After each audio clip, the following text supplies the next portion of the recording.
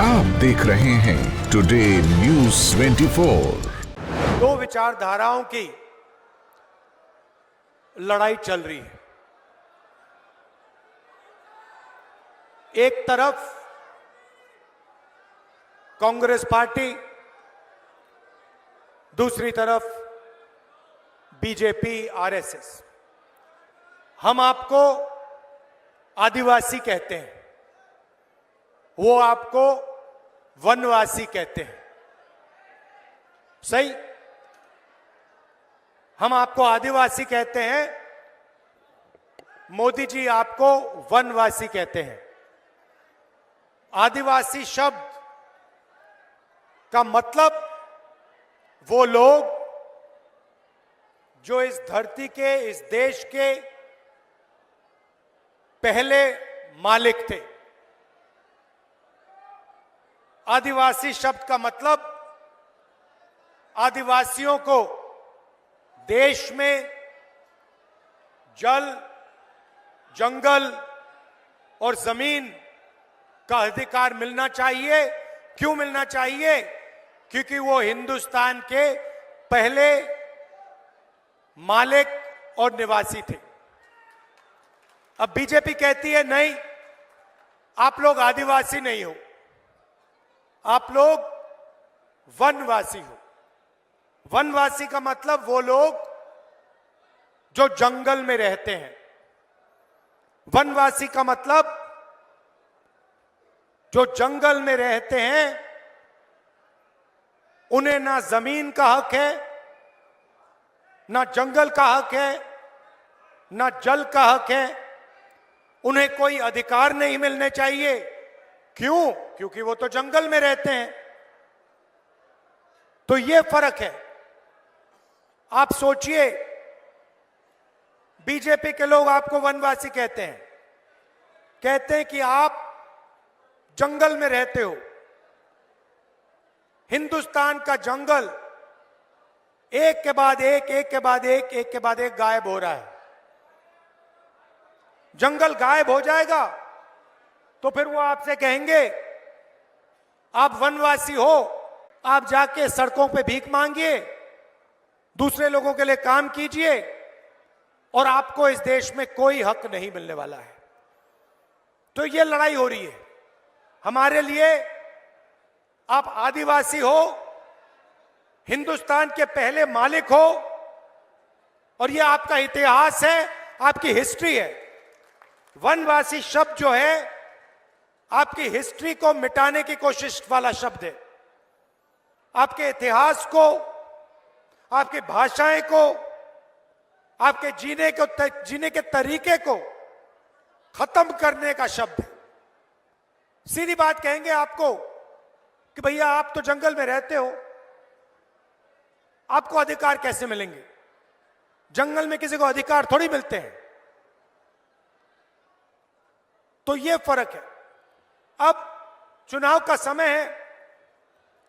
Congress party Hindustan के गरीब जनता के लिए, आदिवासियों के लिए, पिछड़ों के लिए क्या करने जा रही है, यह मैं आज आपको बताने आया हूं।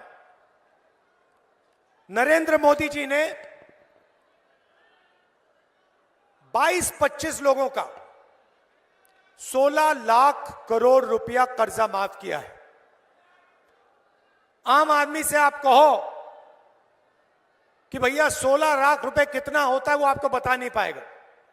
इतना पैसा होता है कि आपको और हमें समझ ही नहीं आता कितना पैसा। तो मैं आपको बताता हूं। मनरेगा को चलाने में 65,000 करोड़ रुपए लगते हैं। नरेंद्र मोदी जी ने 22-25 लोगों के लिए 24 साल का मनरेगा का पैसा कर्जे में माफ कर दिया। हिंदुस्तान के गरीब लोग कर्जा माफी मांगते हैं,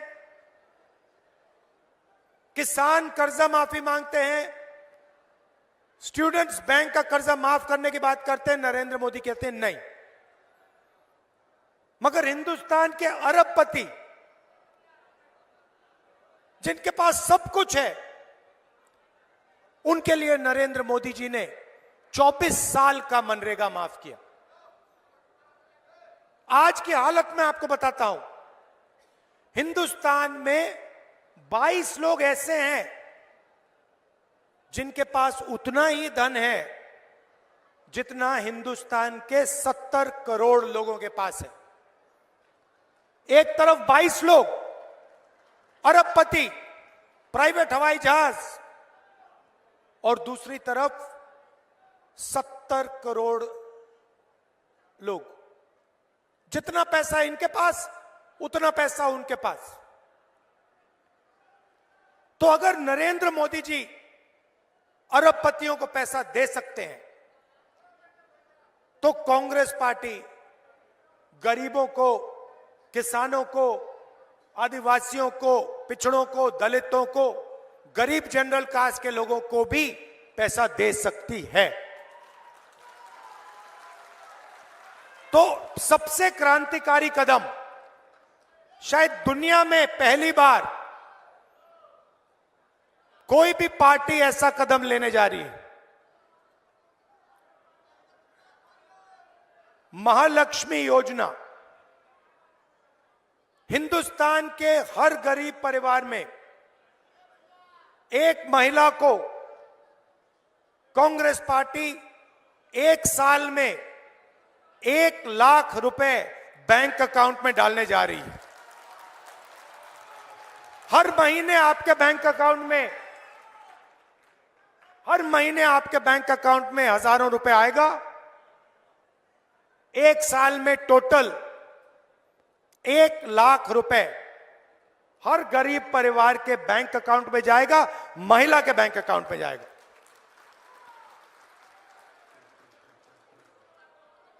इससे हिंदुस्तान का और हमारे गरीब परिवारों का की जिंदगी बदल जाएगी। क्रांतिकारी काम है। आप सोचो एक परिवार है, गरीब परिवार है मध्य प्रदेश में, मजदूरी करते हैं, 3-4 हजार रुपए की उनकी आमदनी है। हमारी सरकार आने के एकदम बाद उस परिवार को बैंक अकाउंट में हर साल 1 लाख रुपए मिलेगा। मतलब परिवार की जिंदगी बदल जाएगी। और ये हम हर गरीब परिवार के लिए करने जा रहे हैं। उन्होंने 22 लोगों का कर्जा माफ किया। हम करोड़ों लोगों की, करोड़ों परिवारों की जिंदगी बदलने जा रहे हैं। नरेंद्र मोदी जी ने नोटबंदी की, गलत जीएसटी लागू की। जो छोटे व्यापारी हैं,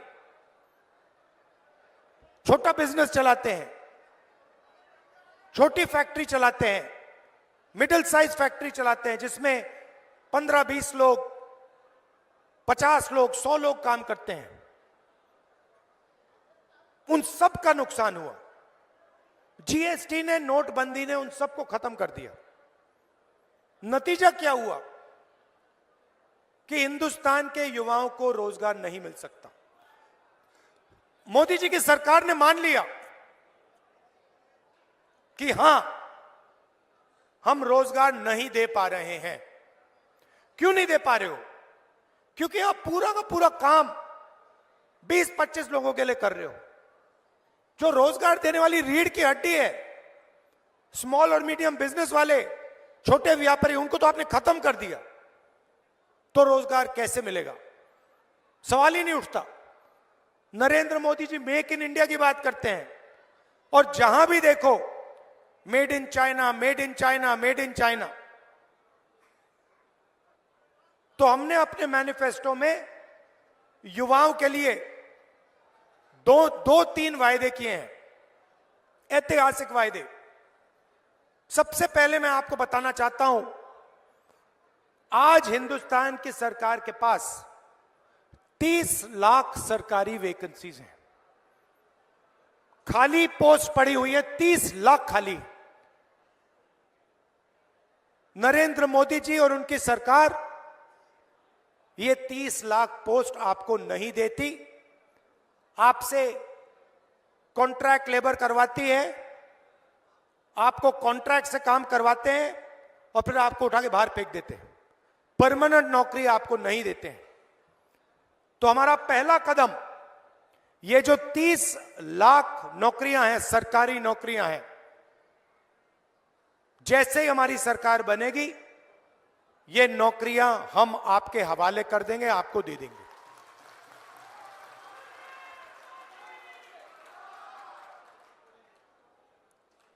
अब एक शब्द होता है अप्रेंटिसशिप, अंग्रेजी शब्द होता है, इसका मतलब मैं थोड़ा आपको बताना चाहता हूं। जो अमीर घर के बच्चे होते हैं,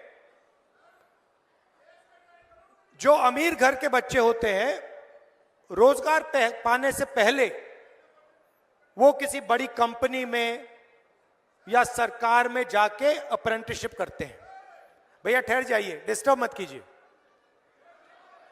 वो किसी बड़ी कंपनी में जाके 1 साल के लिए, 6 महीने के लिए, 3 महीने के लिए ट्रेनिंग करते हैं, काम करते हैं और इसके लिए उनको पैसा मिलता है। आजकल हिंदुस्तान में अमीर लोगों के बेटे ये करते हैं। अब हमने मैनिफेस्टो में निर्णय ले लिया है, जैसे हमने मनरेगा किया, गरीबों को रोजगार का अधिकार दिया, वैसे ही हम हिंदुस्तान के सब युवाओं को अप्रेंटिसशिप का अधिकार देने जा रहे हैं। इसका मतलब हिंदुस्तान के गरीब से गरीब युवा को अप्रेंटिसशिप का अधिकार मिलेगा। मतलब क्या होगा? प्राइवेट कंपनियों में, सरकारों में, बड़ी बड़ी संस्थाओं में हिंदुस्तान के गरीब युवा अप्रेंटिसशिप कर पाएंगे। उनको 1 साल की ट्रेनिंग मिलेगी और उस साल के लिए उनको 1 लाख रुपए सैलरी में दिया जाएगा। और ये, भैया उसको चुप करो, और ये अधिकार होगा।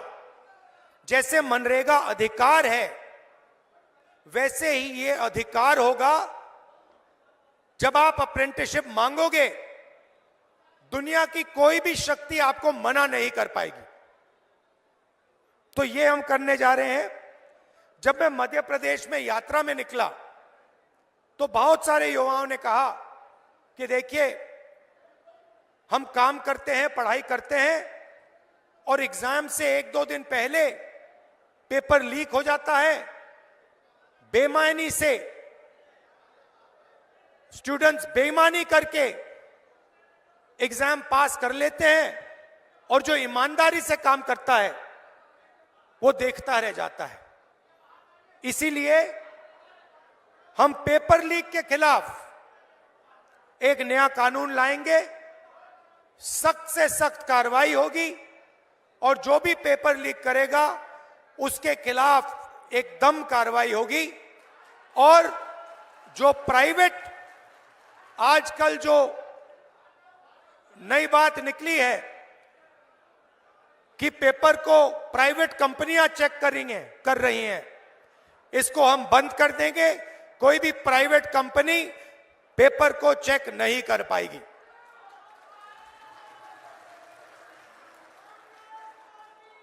भाइयों और बहनों, मैंने आपको महालक्ष्मी योजना के बारे में बोला और युवाओं को जो रोजगार देने की बात हम कर रहे हैं, अप्रेंटिसशिप का कानून, अप्रेंटिसशिप का अधिकार, उसके बारे में बोला।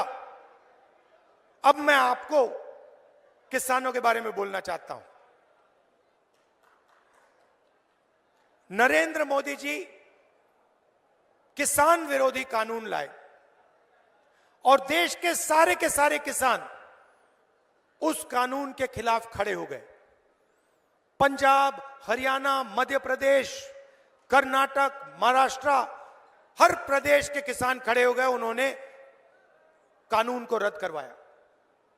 नरेंद्र मोदी अरबपतियों का कर्जा माफ कर देते हैं, मगर किसानों का ना कर्जा माफ होता है, ना किसानों को सही दाम मिलता है। किसान कोई फ्री गिफ्ट नहीं मांग रहा है, किसान कोई तोहफा नहीं मांग रहा है। किसान सिर्फ यह कह रहा है कि अगर अरबपतियों का कर्जा माफ हो सकता है तो हमारा भी कर्जा माफ होना चाहिए, और अगर बड़ी बड़ी कंपनियों को उनके प्रोडक्ट्स के लिए सही दाम मिल सकता है तो हिंदुस्तान के किसान को भी सही दाम मिलना चाहिए।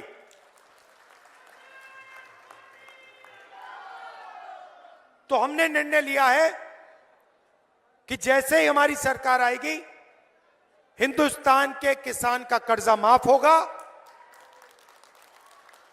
और कानूनी एमएसपी, कानूनी मिनिमम सपोर्ट प्राइस हिंदुस्तान के किसानों को कांग्रेस पार्टी की सरकार, इंडिया गठबंधन की सरकार देने जा रही है।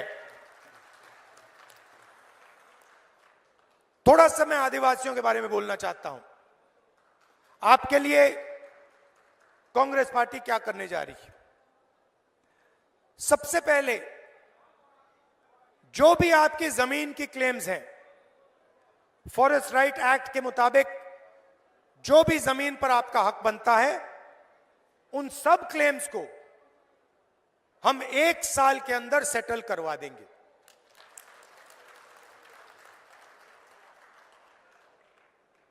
मैंने पहले कॉन्ट्रैक्ट लेबर की बात की।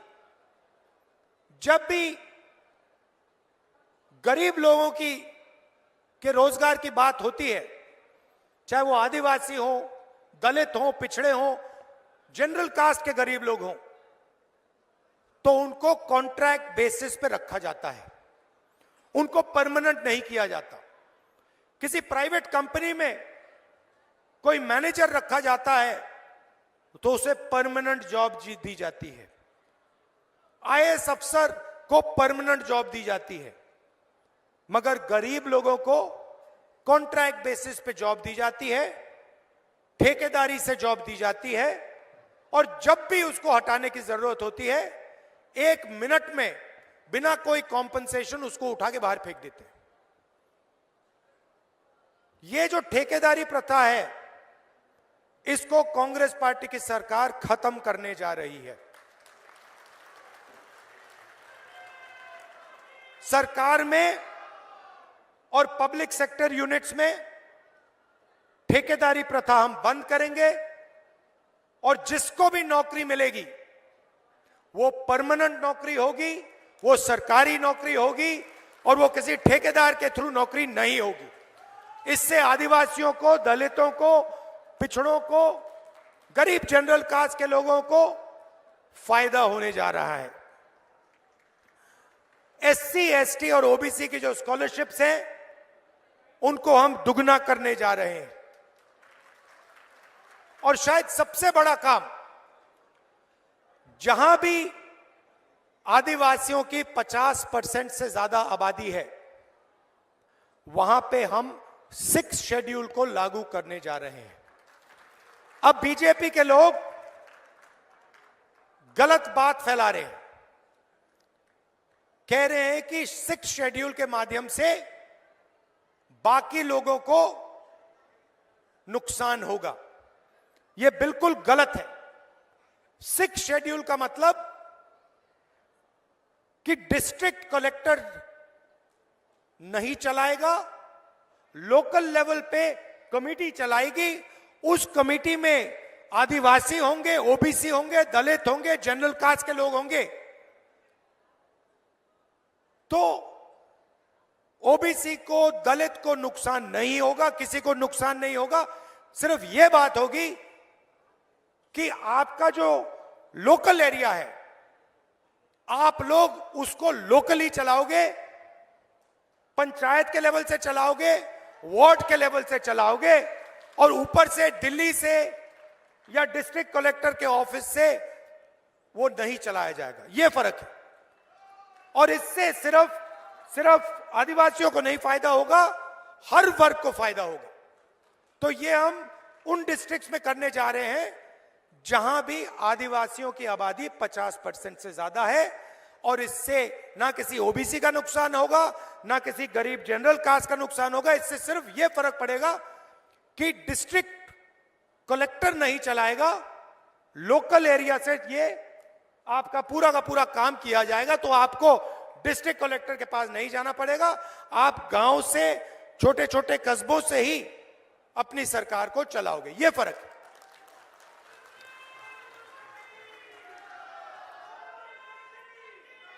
भाई और बहनों, आपने देखा होगा, मैंने शुरुआत में आदिवासी और वनवासी की बात की।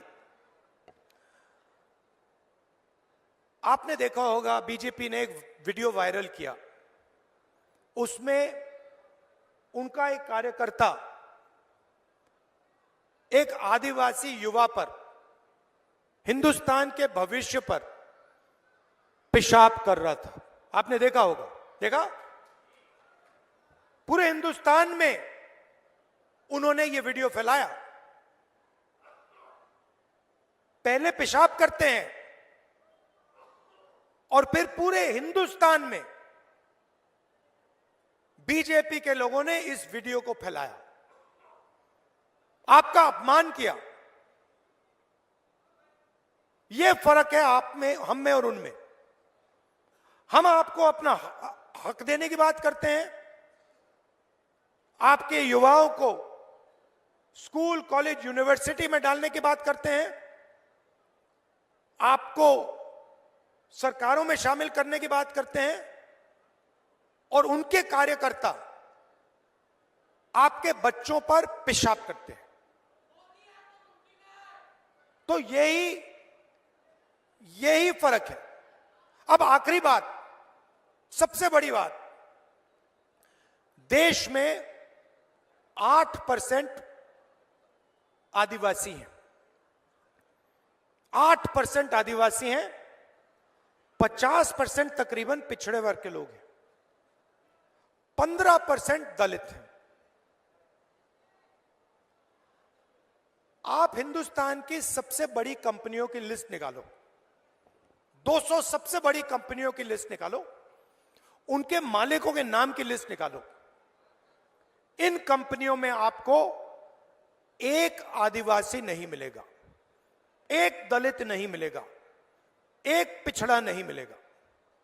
ये हमारे मीडिया के कैमरा लिए लोग खड़े हैं, इनके मालिकों में आपको एक आदिवासी नहीं मिलेगा, एक दलित नहीं मिलेगा, एक पिछड़ा नहीं मिलेगा, एक गरीब नहीं मिलेगा।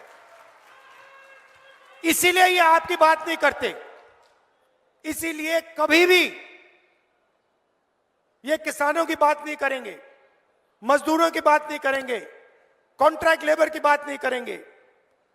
16 लाख करोड़ रुपए जो नरेंद्र मोदी ने माफ किया, वो कभी नहीं करेंगे, क्योंकि ये आपका औजार है ही नहीं। ये अरबपतियों का औजार है, ये अदानी का औजार है,